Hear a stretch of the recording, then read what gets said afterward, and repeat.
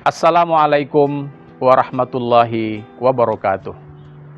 Hamdan wa syukran lillah, salatan wa salaman ala rasulillah, wa ala alihi wa sahbihi wa mawalah. Faqalallahu ta'ala fi kitabihil karim, a'udzubillahi minasyaitonir rajim. Bismillahirrahmanirrahim. Wal yakhshal ladzina law taraku min khalfihim dzurriyyatan di'afa khafu 'alaihim falyattaqullah wal yaqulu qaulan sadida. Shadaqallahul azim. Hadirin para shaimin dan shaimat yang dirahmati oleh Allah Subhanahu wa taala. Salah seorang ulama besar yang bernama Abdullah bin Mubarak atau yang lebih dikenal dengan Ibnu Mubarak. Ulama yang hadir dan hidup di masa generasi tabi'in, yang dikenal sebagai seorang ahli fikih, sebagai ahli hadis, yang melahirkan banyak karya-karya monumental. Namun beliau juga sangat dikenal sebagai ulama yang zuhud. Suatu ketika sahabat Ibnu Mubarak bertanya kepada Ibnu Mubarak, "Wahai sahabatku Ibnu Mubarak, engkau mengajarkan kami dan menyuruh kami untuk hidup zuhud dan sederhana. Tapi kami menyaksikan dan melihat bahwa engkau melakukan bisnis dan perdagangan ketika pindah dari satu kota ke kota lain." Kemudian Ibnu Mubarak menjawab, "Wahai sahabatku, aku melakukan ini pertama untuk tujuan menjaga kehormatan diriku. Dan yang kedua, aku lakukan ini untuk tujuan mendekatkan diriku kepada Allah. Apa yang menjadi hasil atau keuntungan dari niaga yang kulakukan, kujadikan sebagai wasilah untuk lebih taat kepada Allah Subhanahu wa ta'ala."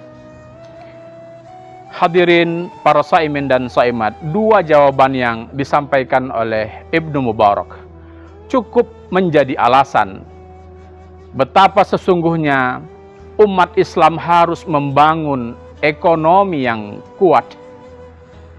Sebuah bangsa yang hebat adalah bangsa yang tidak hanya karena mereka memiliki kekuatan pasukan dan alat senjata yang canggih.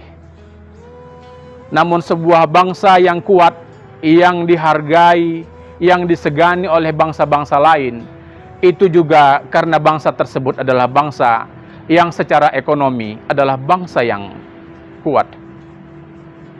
Ini menunjukkan betapa sesungguhnya kekuatan ekonomi itu menjadi penentu bagaimana kita dihargai oleh orang lain. Tujuan yang kedua, tentu saja dengan ekonomi yang mapan, maka kemudian ini akan menjadikan kita bisa melakukan ibadah-ibadah kepada Allah Subhanahu wa taala. Sebagaimana kita ketahui bahwa ibadah itu ada ibadah yang bersifat fisikal, ibadah-ibadah yang dilakukan secara amaliyah, tapi juga ada ibadah-ibadah yang sangat terkait pelaksanaannya dengan harta, dengan kekuatan ekonomi. Bulan Ramadan, hari ini kita berada di tengah-tengah bulan Ramadan. Sebagaimana dijelaskan oleh baginda Rasul, bahwa bulan Ramadan adalah bulan di mana kita untuk berbagi. Bulan Ramadan adalah bulan di mana kita melakukan amal-amal yang bersifat finansial. Berbagai bentuk-bentuk ibadah seperti zakat, wakaf, infak, sedekah, dan lain-lain yang semuanya itu merupakan ibadah-ibadah yang sangat terkait dengan kemampuan kita secara finansial.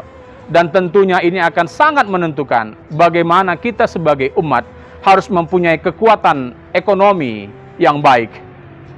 Rasulullah SAW bersabda, "Al-mu'minul qawiyyu khairun wa ahabbu ilallah minal mu'minin ad-dha'if." Mukmin yang kuat itu lebih baik dan lebih dicintai Allah daripada mukmin yang lemah. Oleh karena itu, di bulan Ramadan ini, mari kita jadikan momentum untuk membangun kekuatan ekonomi umat, sehingga kita menjadi umat yang lebih dicintai oleh Allah Subhanahu wa taala. Billahi taufik wal hidayah. Wassalamualaikum warahmatullahi wabarakatuh.